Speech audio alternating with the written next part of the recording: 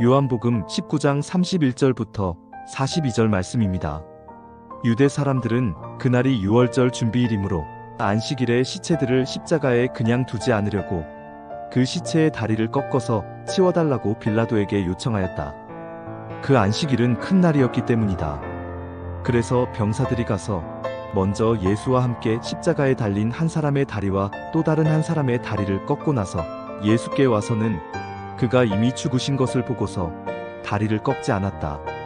그러나 병사들 가운데 하나가 창으로 그 옆구리를 찌르니 곧 피와 물이 흘러나왔다. 이것은 목격자가 증언한 것이다. 그래서 그의 증언은 참되다. 그는 자기의 말이 진실하다는 것을 알고 있다.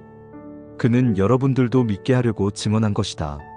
일이 이렇게 된 것은 그의 뼈가 하나도 부러지지 않을 것이다. 한 성경 말씀이 이루어지게 하려는 것이었다. 또 성경에 그들은 자기들이 찌른 사람을 쳐다볼 것이다 한 말씀도 있다. 그 뒤에 아리마대 사람 요셉이 예수의 시신을 거두게 하여 달라고 빌라도에게 청하였다. 그는 예수의 제자인데 유대 사람이 무서워서 그것을 숨기고 있었다. 빌라도가 허락하니 그는 가서 예수의 시신을 내렸다. 또 전에 예수를 밤중에 찾아갔던 니고데모도 모략에 침향을 섞은 것을 뺏근쯤 가지고 왔다. 그들은 예수의 시신을 모셔다가 유대 사람의 장례 풍속대로 향료와 함께 삼배로 감았다. 예수가 십자가에 달리신 곳에 동산이 있었는데 그 동산에는 아직 사람을 장사한 일이 없는 새 무덤이 하나 있었다. 그날은 유대 사람이 안식일을 준비하는 날이고 또 무덤이 가까이 있었기 때문에 그들은 예수를 거기에 모셨다. 아멘. 네, 샬롬. 오늘도 말씀 앞에 나오신 여러분을 축복합니다. 오늘 본문은 예수님께서 십자가에 돌아가신 그 직후의 상황들이 기록되어 있습니다. 11절을 보니 유대인들이 예수님과 또 함께 십자가에 달렸던 두 강도의 시체를 치워달라고 요청합니다. 근데 왜 그런가 하니 예수님이 십자가에 못 박히신 그 다음 날이 이 유대인들에게 가장 큰 절기였던 안식일과 유월절이었기 때문입니다. 뿐만 아니라 율법에서는 이 시체를 밤새 하루 이상 방치해 놓는 것을 금지하고 있습니다. 이러한 이유 때문에 유대인들이 빌라도에게 십자가에 못 박힌 이 사형수들을 치워달라고 요구를 하죠. 그런데 이들의 요청이 좀 잔인합니다. 31절을 보니 그냥 시체를 치워달라고 하는 것이 아니라 다리를 꺾어서 시체를 치워달라고 말하죠. 다리를 꺾어서 치워달라고 한 이유는 이 다리를 꺾으면요, 무릎 쪽, 이 정강이 쪽을 이제 꺾는 건데 그 고통, 말할 수 없는 고통과 더불어 이 다리로 힘을 주어 이제 호흡을 하던 이 사형수들이 더 이상 호흡을 할 수 없어서 질식을 한다고 합니다. 더 빨리 죽이기 위한 방법이었던 것이죠. 지금 아직 이 살아있는, 숨이 붙어있는 이 사람들을 더 이상 이렇게 세워둘 수 없으니 다리를 꺾어서 빨리 죽이고 이들을 치워달라고 요청한 것입니다. 근데 여러분, 더 잔인한 것은 뭐냐면요, 방금 말씀드렸듯이 이 십자가형은 단시간에 죽는 형벌이 아닙니다. 사형수들이 아직 숨이 붙어 있었기에 이러한 다리를 꺾는 요청을 했던 것인데, 이 십자가에서의 이 모든 엄청난 고난들을 단시간에 그냥 경험한 것이 아니라 아주 오랜 시간 동안 천천히 그 모든 고난을 겪고 죽어야 하는 것이 십자가형이었습니다. 일단 너무나도 이 십자가 형틀이 거칠었다고 해요. 그런데 맨몸으로, 치료라기 하나 걸치지 않은 몸으로 이 십자가에 달려야 했습니다. 이 맨몸 자체가 굉장히 수치스러운데 이런 수치보다 이 십자가의 그 나무에 몸이 긁히는 그 고통, 또한 예수님의 그 십자가형을 보면 이 손과 발이 이 손이 일단 이 못에 박혀 있고 또 이 발도 이렇게 포개져 있는 상태로 못이 박혀 있는데요. 이 상태가 굉장히 어정쩡한 자세입니다. 앉지도 못하고 그렇다고 제대로 서 있지도 못하는 그 상태. 그런 상태에서 이 손과 발에 박힌 그 못으로 이 몸을 지금 지탱하고 있는 거예요. 그러다 보니 어떻게 되겠습니까? 이 몸의 무게로 인해서 점점 몸이 처지겠죠. 그러면 이 손을 뚫는 이 못이 점점 이 살을 점점 찢지 않겠습니까? 이러한 고통을 죽지도 못하고 오랜 시간 경험을 해야 됐다는 겁니다. 그래서 이 십자가에 대한 묘사가 이렇습니다. 근육 경련과 몸이 처지면서 횡격막을 압박하는 질식 현상으로 수시간 내에 혼수 상태에 빠지게 하여 고통스럽게 죽게 하는 공개 처형이다. 그러니까 그 몇 초 사이에 계속해서 이 질식과 그로 인한 기절을 경험해야 했던 것이 십자가형이라는 거예요. 그러나 그러한 고통에도 쉽게 죽지 않던 것이 십자가형이었습니다. 이것이 굉장히 잔인한 방법이었다는 거예요. 그래서 예수님과 함께 달렸던 두 강도는 끝까지 죽지 않아서 다리가 꺾이는 그 고통을 경험한 후에 사망하게 됩니다. 그러나 본문 33절에 보니 우리 예수님께서는 제3시 오전 9시에 십자가에 달리셔서 제9시 오전 3시경에 사망하셨는데요. 이 6시간의 그 극심한 고통을 감내하시다가 죽음을 맞이하셨습니다. 그래서 다리가 꺾이지 않으세요. 보통은 다 살아있다고 합니다. 보통은 이렇게 빨리 죽지 않는다고 해요. 그런데 예수님께서 이렇게 빨리 죽으신 이유는 46절의 말씀처럼 출애굽기 12장 46절에 유월절 어린 양의 뼈를 꺾지 말라라는 말씀을 이룬 사건인 것입니다.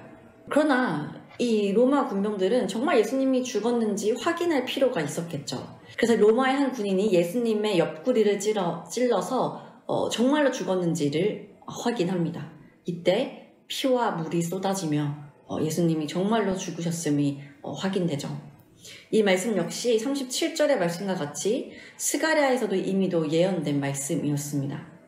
예수님께서는 완전한 죽음을 경험하셨습니다. 그리고 35절 요한이 이 모든 것을 다 본 자로 자신의 증언이 참됨을 이야기합니다. 여러분, 우리의 왕이 죽으셨습니다. 모든 제자들이 따르던 스승이자 그들의 영적 지도자였던 예수님께서 죽으셨습니다. 하나님의 아들이라 믿어 의심치 않던 예수님께서 죽으셨습니다. 이 죽음 앞에 우리가 앞서 본 대로 제자들은 예수님을 부인했고 다 뿔뿔이 흩어져 버렸습니다. 여러분, 예수님이 살아계실 때야 예수님의 제자로 사는 것이 유익했지만 예수님이 이제 죽으셨는데 그것이 이들에게 어떠한 유익이 되겠습니까?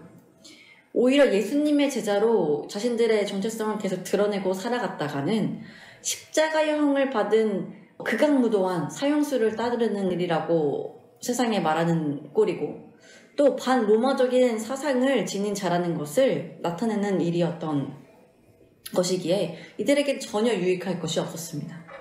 무엇보다 종교적으로 우세했던 유대인들에게 예수님의 제자들은 출교의 대상이었고 또 십자가형을 받은 자와 한 부류라는 것은 사회적으로도 굉장히 불명예스럽고 지탄받는 일이었을 것입니다. 그러니까 여러분 상상해 봅시다. 예수님이 죽으시고 난 후에 예수님의 제자들이 어떻게 행동했을까요? 물론 너무 슬프겠죠. 예수님과 함께할 시간이 있었는데 그러나 또 한편 너무 두려웠을 것입니다. 누가 자기들을 예수님의 제자라고 알아보지는 않을까? 그래서 자기를 고발하진 않을까? 이제 얼굴을 들고 동네를 다닐 수가 없는 거예요. 평범한 삶을 살아가기가 어려워진 겁니다. 삶이 막막해진 것이죠. 우린 이제 어떻게 살아가야 할까? 무엇으로 우리가 밥벌이를 하고 살아가야 할까? 모두가 이러한 때에 오늘 본문에 아주 담대히 자신들이 예수님의 제자라고 밝히는 두 명의 제자가 등장합니다. 이들은 12사도에 들어간 제자들이 아니었습니다. 이들은 아리마대 요셉과 니고데모라는 자들이었습니다. 모두 유대인들이었어요. 참 아이러니하죠. 제자들이 지금 두려워하고 있는 대상이 로마인들과 유대인들입니다. 로마는 이 유대 사회를 통치하고 있었기 때문이고 유대인들은 예수님을 십자가에 못 박은 장본인들 아닙니까? 그런데 지금 이 유대인들이 일어나서 예수님의 제자임을 말하고 있는 거예요. 여러분, 아리마대 요셉은 정치와 종교 최종 의결 기구인 사내들인 의회의 의원이었고 율법에 능통하고 존경받던 고위 관리였습니다. 그래서 사실 38절의 말씀처럼 예수님이 죽으시기 전에는 자신이 예수님의 제자임을 말하는 것을 두려워하던 사람이었어요. 잃을 것이 많았기 때문이죠. 니고데모는 누구입니까? 니고데모 역시 사내들인의 공회원이었고 요한복음 3장에 보면 유대인의 지도자로 밤에 예수님을 몰래 찾아왔던 사람입니다.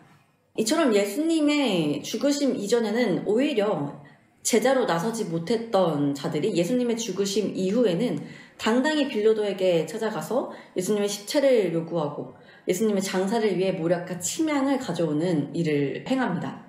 여러분, 앞서 말씀드린 것처럼 예수님이 살아계실 때는 예수님의 제자라고 말하기가 쉽죠.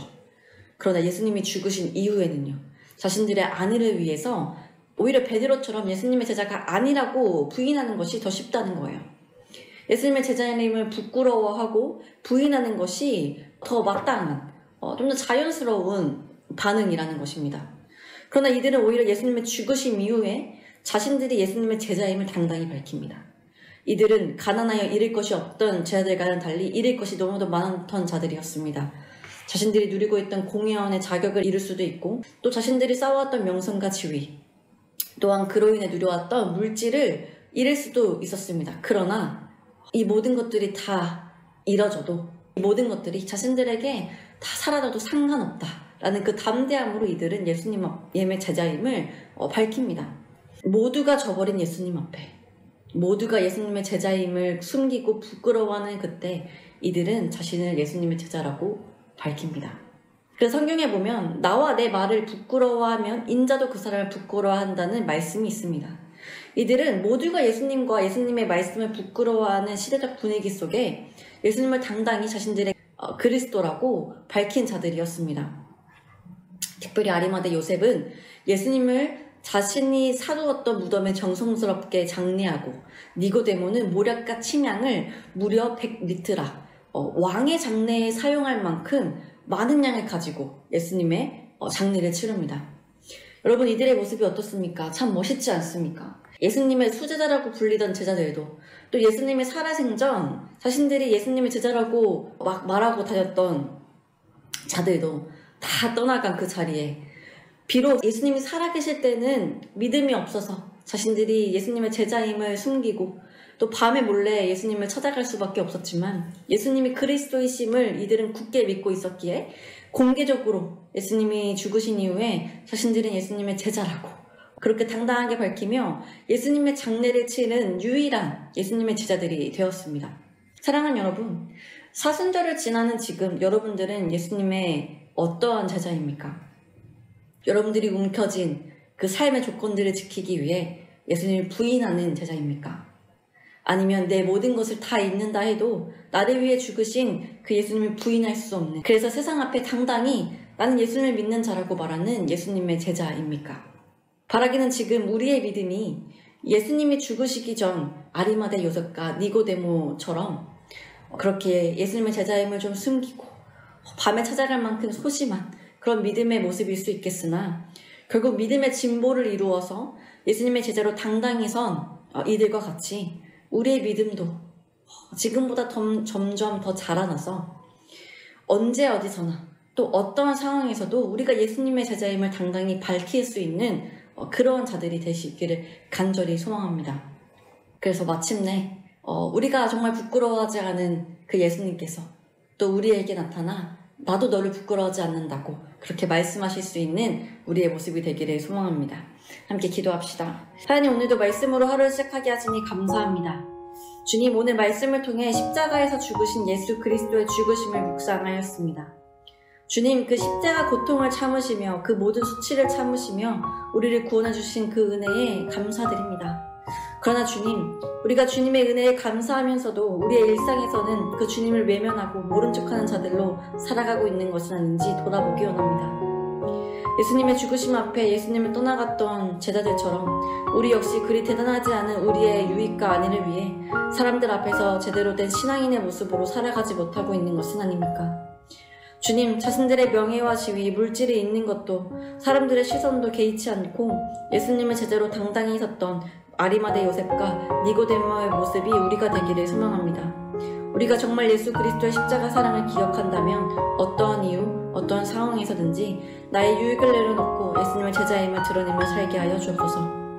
오늘 하루 예수님의 제자로 살아가는 주의 청년들을 기억하여 주셔서 주님을 부끄러워하지 않고 주라 시인하는 자들 되게 하시고 또 이들의 고백 앞에 주께서도 이들의 삶을 부끄러워하지 않으시고 이들의 삶을 통해 영광 받으시기를 간절히 소망하며 죽기까지 우리를 사랑하신 그리고 다시 부활하신 예수 그리스도의 이름으로 기도드립니다. 아멘.